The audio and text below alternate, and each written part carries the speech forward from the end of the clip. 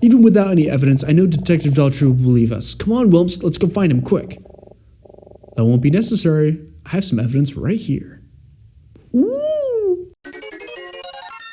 Welcome to DayBreak, my name is Ian, and we're playing Detective Instinct, Farewell, my beloved.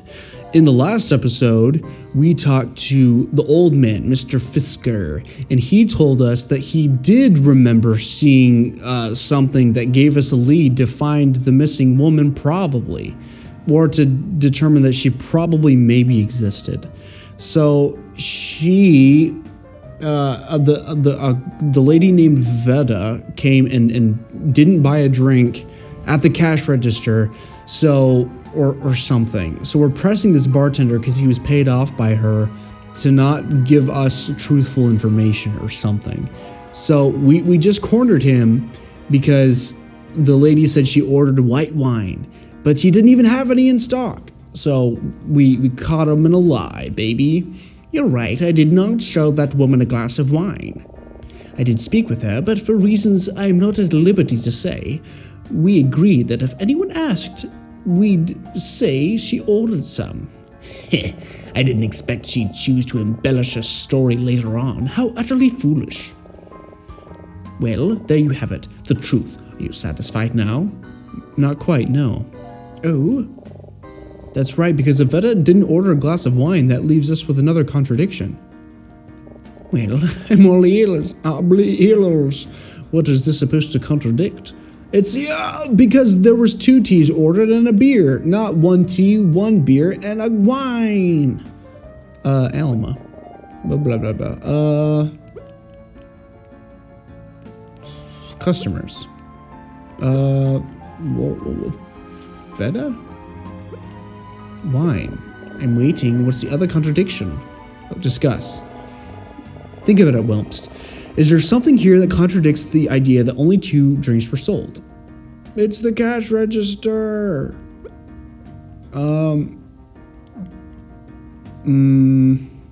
Check. Where? This. The cash register tracks how many sales you made per day.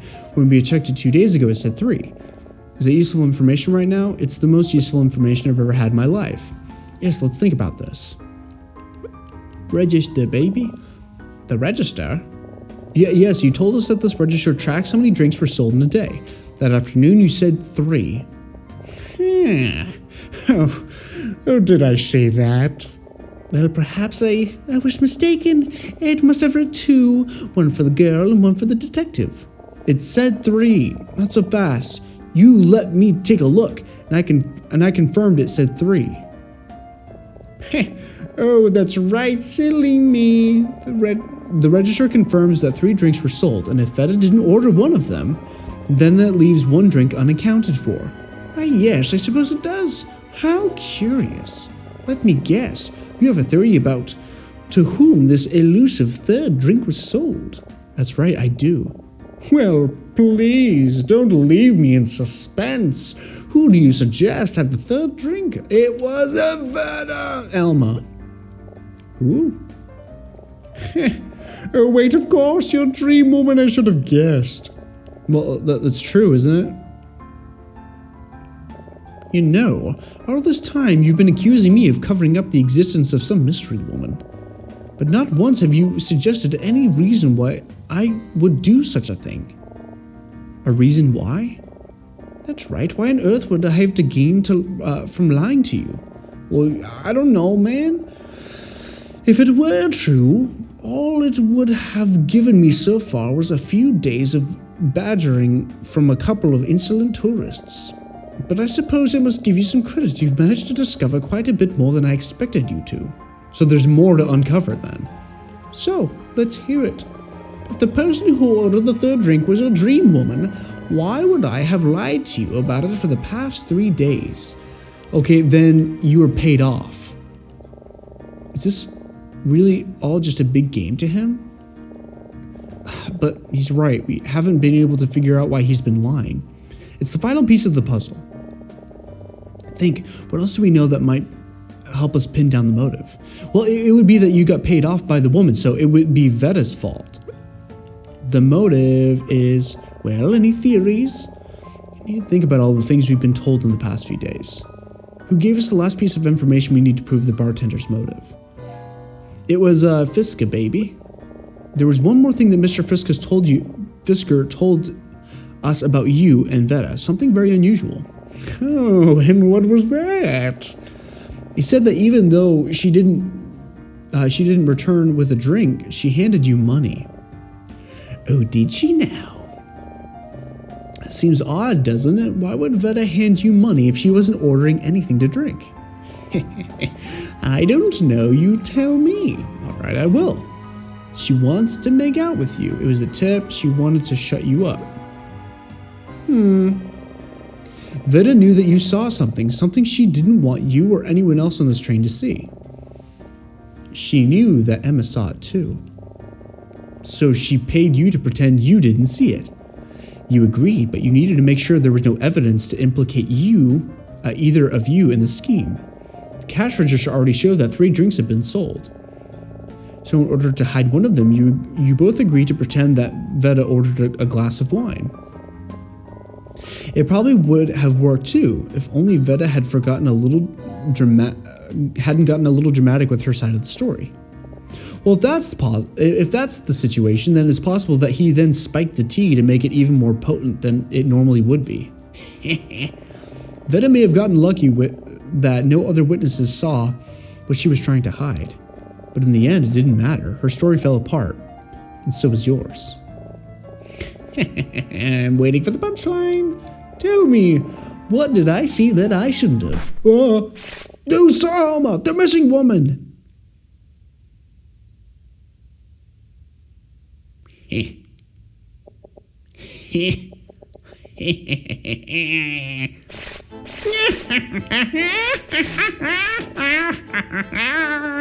My, you do have quite an imagination, don't you? What a story. I'm impressed, really I am.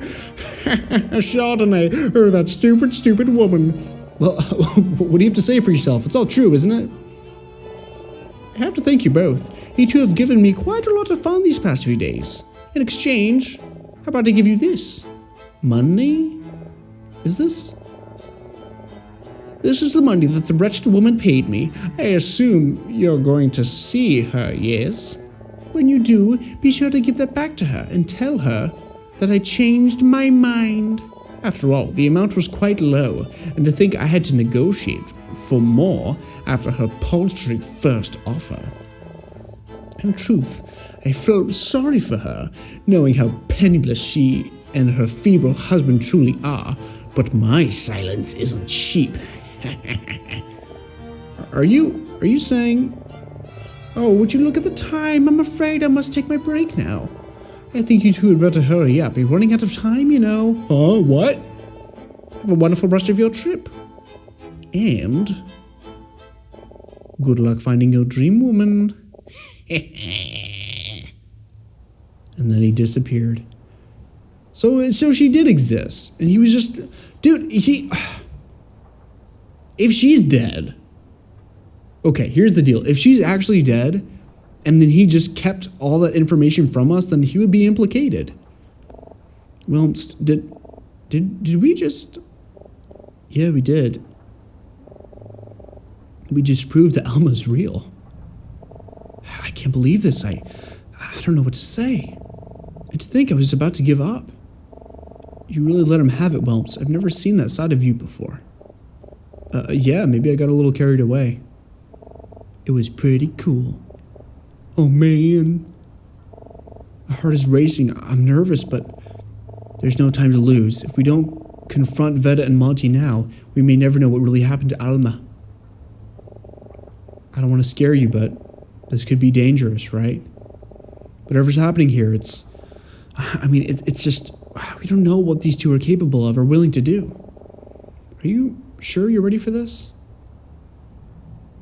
Yes. All right.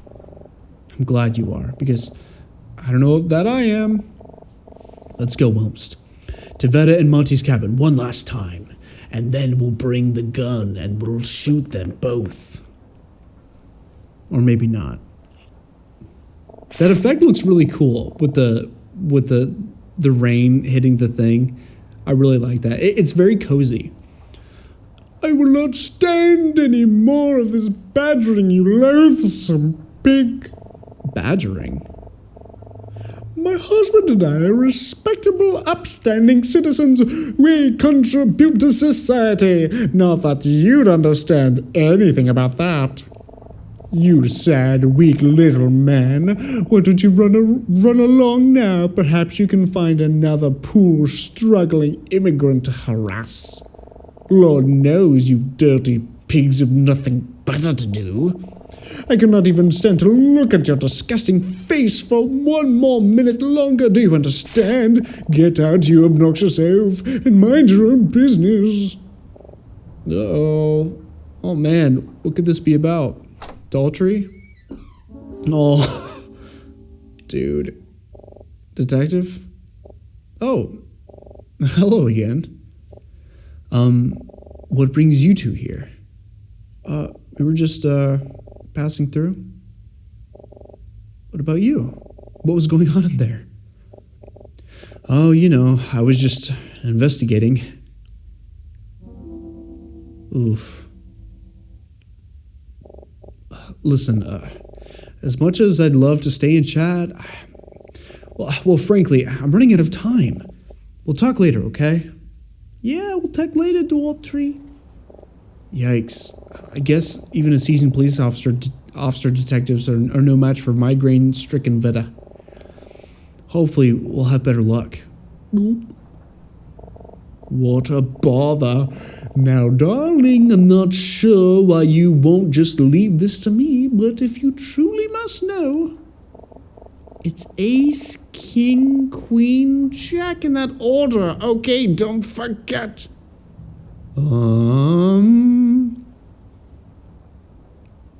Okay. That's probably a combination for a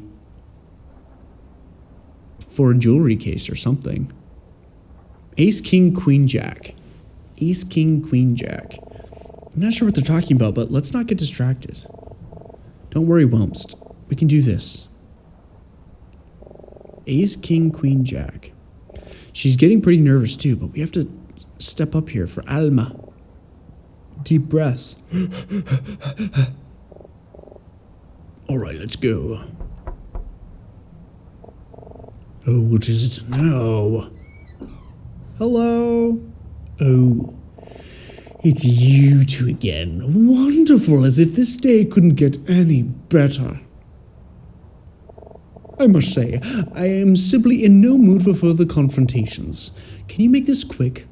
What do you want now? Oh, sorry to bother you again. We just had a few questions we forgot to ask you before. If you don't mind, we could be out of your hair in just a few minutes, I promise. Fine. But if it's about your silly imaginary woman again, you can forget it. Okay. Show money. Hang on, I should wait for the right opportunity to present this. We need to break them down first, one slip at a time, and then we can punch them in the ears. Okay, talk. Alma. Does the name Alma mean anything to you? No, I can't say it does. Monty, does that name ring a bell to you? Oh, he didn't even do anything. No, I didn't think so. Okay, well then these guys are responsible somewhat for what's going on. Lounge car. The morning the train departed, you got a glass of wine in the lounge car, right? Haven't we been over this already? Yes, I had a glass of wine that morning. A glass of Chardonnay, right?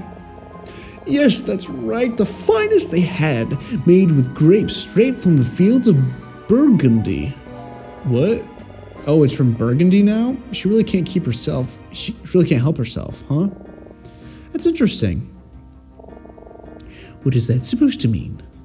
Because you're an idiot.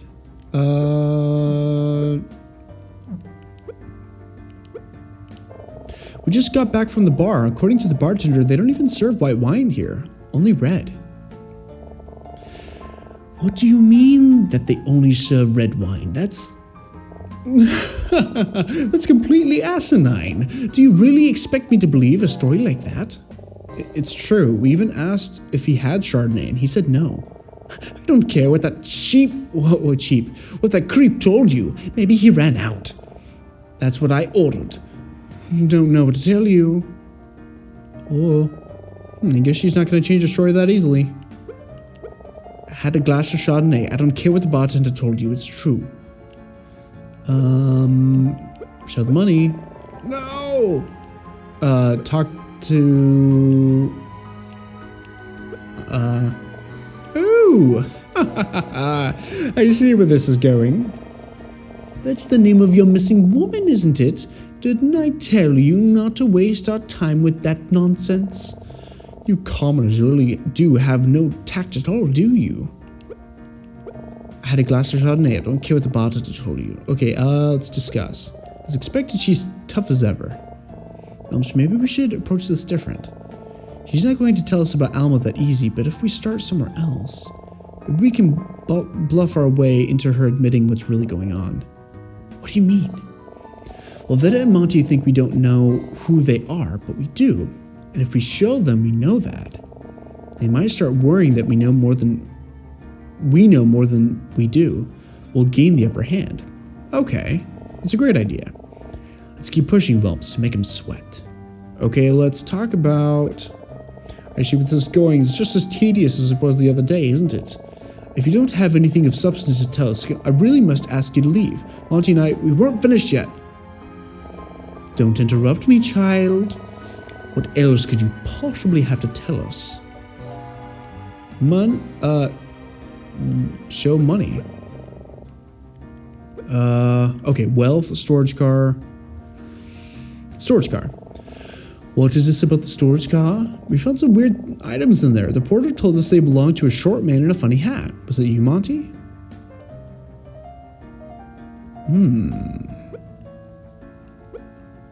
Okay, magic. Oh, that was a really fun card trick you showed us the other day, Monty. You did what?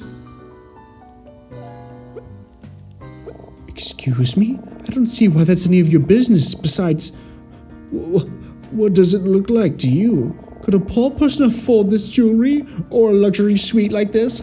Yes, Monty and I are obviously quite well off. Is that really true?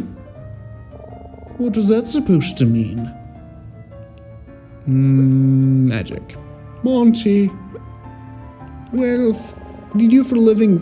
What do you do for a living that you can afford such luxury things, Monty? Don't answer that. Not that he could anyway, but I'm sorry, I'm just curious is all. I'm sensing a smug satisfaction coming from you.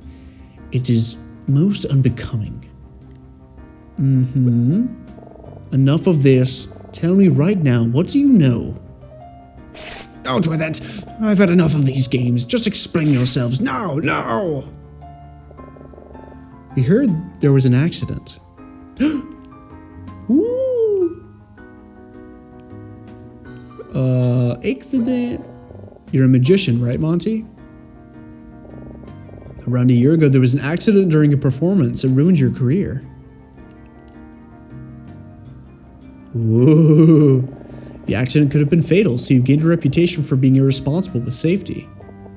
Be quiet. You lost your regular bookings, and no other venues wanted anything to do with you. I said quiet.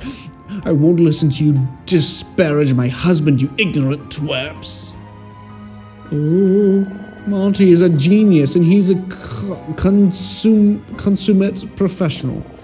That accident was not his fault, and the cowards that shunned him should be ashamed of themselves. How do you know all of this anyway? ChatGPT told me. We asked around, and, well, that's not all we know. We have a witness who saw you in the lounge car the morning the train departed. A witness? Don't make me laugh. You were very thorough. Oh? I mean, I don't have to explain myself to the likes of you. This is all nonsense. A witness says he saw you hand money to the bartender, but leave without a drink. That's preposterous. I already told you I bought a glass of wine. Ask the bartender, he'll tell you. We talked to him. We had talked to him. The bartender will tell you I had a glass of wine. It's true. Show the money. Wait, what is this? This is the money you gave the bartender to keep his mouth shut. He wanted me to give you a message. I believe it was, I changed my mind. That's no good, lying, lower class, big-eyed rat. Those are all true things. He's a very scary guy. He told us everything, Veda. He confirmed that you paid him to lie about seeing Alma. We know that you're hiding her. You can't lie to us anymore. It's over, Veda. You must think you've got all this figured out, don't you? Just arrogance. Such arrogance. I don't care what that bartender told you. You don't know a thing about me or Monty. Do you want to know who was responsible for the accident that destroyed Monty's career? Because it wasn't Monty. It was me. I was his stage manager. It was my responsibility to ensure all safety protocols were followed to my husband's show. On that day, our performance was running late, so I skipped one of our procedures to get him on stage faster. I assumed it would be fine. It was fine every time before. I was careless. God, I could have killed him. Even though nobody was hurt, that kind of negligence should have been enough to have me arrested, but my husband took all the responsibility for the incident. He claimed he was the one who demanded to go on stage without following protocol. He refused to let me take the fall. His life was ruined because of me. Okay. I have not rested for a single day since it happened. I have spent every waking moment trying to restore my husband's reputation, but to no avail. Yeah, you're doing a great job with being a real jerk to everybody in your vicinity. So, when an opportunity finally presented itself, I wasn't going to let it slip by. An opportunity? There's nothing you can say that will make me jeopardize this arrangement I've made. And besides, what do you really know about it anyway? What makes you so sure your mystery woman even wants to be found? Okay, so she's probably made a deal with someone then on the train to hide this lady because she has some kind of political significance or something. For money. You haven't thought about that at all, have you? My lord, how self-centered can you be? Listen to me very carefully. You two are meddling in something that is far bigger than you know. Why, even Monty and I don't know all the details. Forget about it. Everyone will be much better off, yourself included, got it? Can you just tell me one thing? Is she safe? Ooh. I told you, forget about it. I'm not gonna stop until you tell me she's okay. If you don't, I'll... Oh, cut it out, dear. You'll do what now? I'll tell the detective everything. He'll listen to us, that dopey cop. That's all you can think about. You can all that you can think to do. By all means, tell him it won't matter because you don't have any evidence to support this ridiculous nonsense. Evidence? That's right, dear. You've told quite a fantastic story. But as far as that detective is concerned, that's all it is. A story built on a shaky testimony. The fact remains that you do not have any proof whatsoever that a woman named Alma was ever on this train.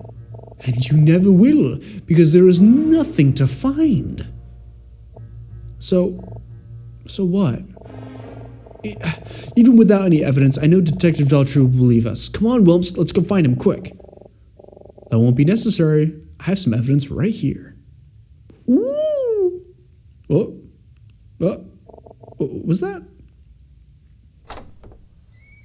Daltrey! Oh, Martin. I have in my hand a wedding ring.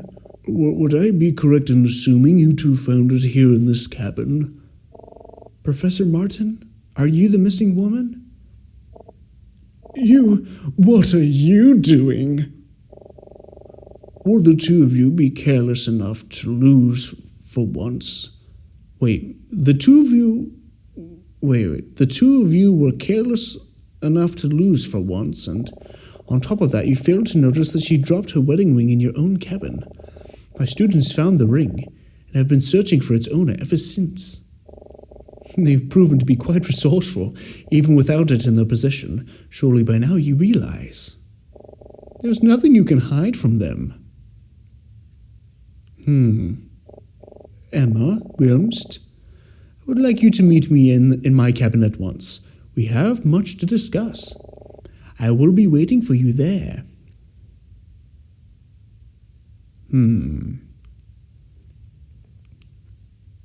Interesting. Monty? Better. Monty? You don't need to lie anymore. Yeah, that's his voice. Monty? We should go talk to Martin. What an idiot. Have a seat, you two.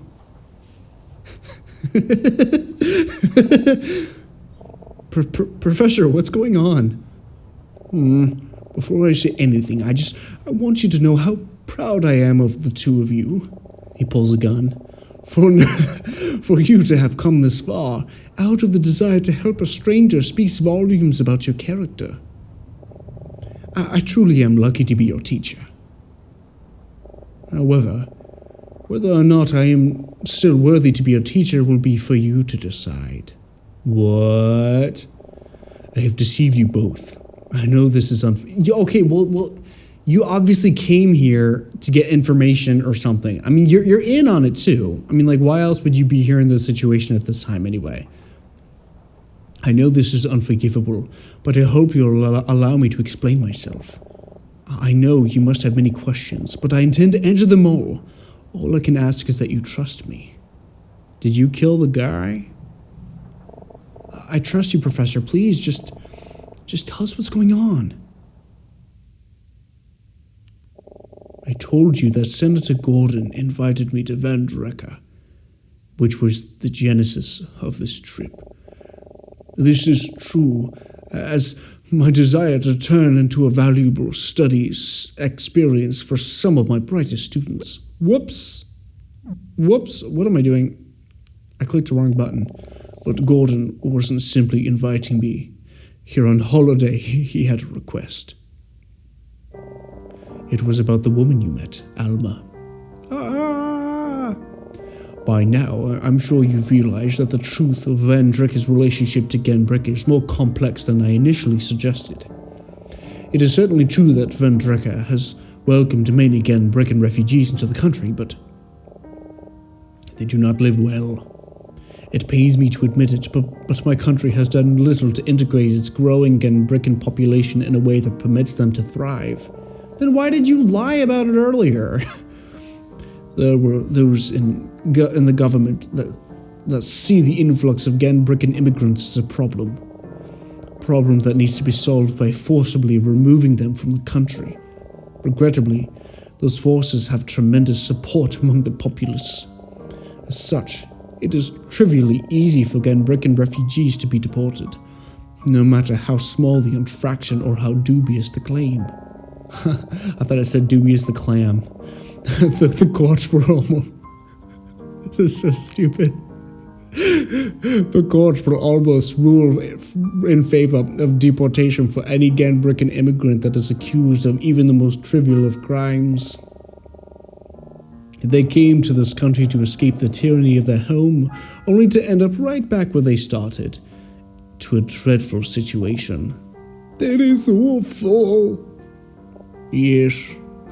The woman named Alma is a Ganbrican immigrant. Her husband committed a violent crime. He was killed in the process. Okay. So, well, that makes more sense. So, was he the one that died at the beginning? That's why she was shaken up. The police immediately went searching for her, but knowing what was likely to happen if she was found, she went into hiding. This is when Senator Gordon got involved, and when he asked for my help. Alma is not guilty of anything, however.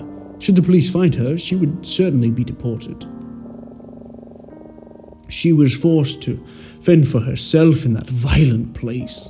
Senator Gordon, hearing all of her plight, quickly devised a plan to get her out of the country and set her up with a new life in London.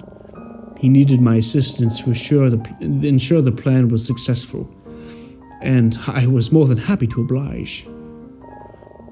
What did Veda and Monty have to do with this?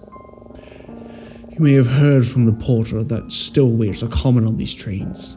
In truth, many of them are Ganbrican immigrants looking to escape the same fate as Alma.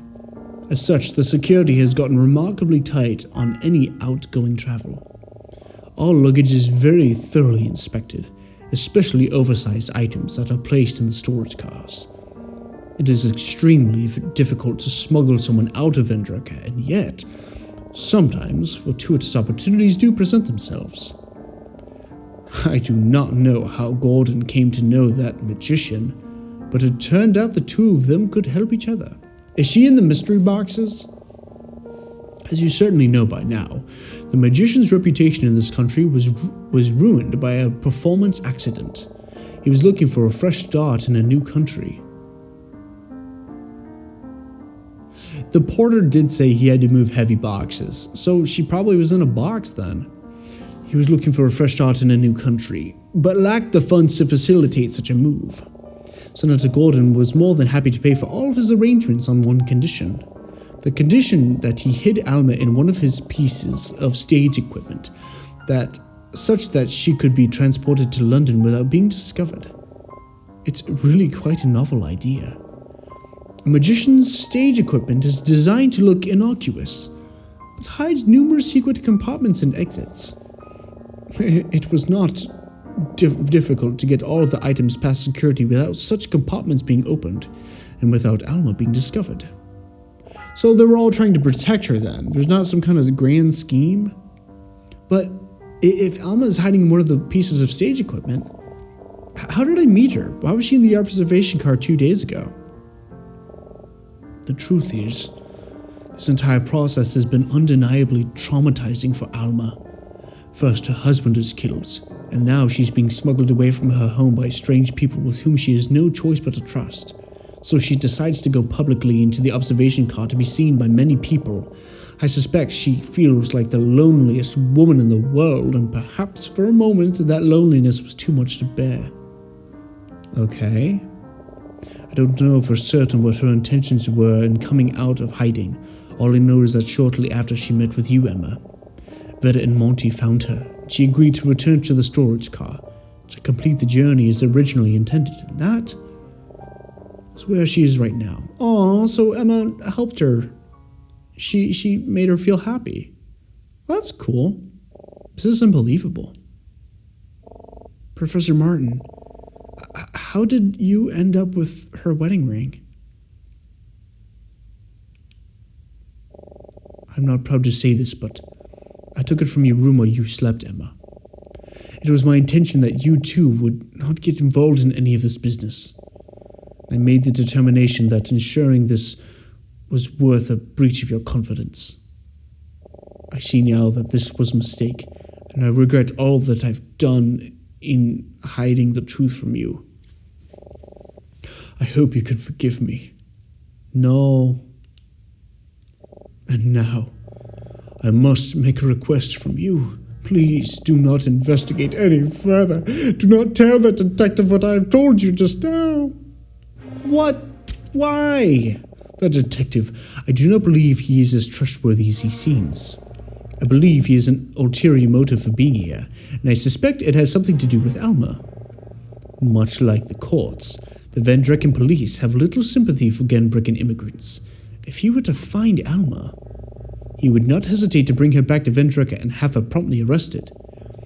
He's already suggested he will do the same to another immigrant on board, yes? That Mr. Fisker? Yep, oops. I also have my suspicions about that case he's investigating. The man who was killed at the hotel, Otto Keller. What? You don't think... Detective Daltrey? Please, Emma. Wilms, the only way that Alma will successfully complete her journey is if we pretend that everything is normal. That detective cannot find her. We cannot allow this to happen. Well, I want to talk to Alma. That's what I want to do. And, oh my word, I'm way over time. Next time on DayBreak, we're going to see why Emma is so distraught. I'll see you next time. Have a happy day. Be sure to drink water. And goodbye.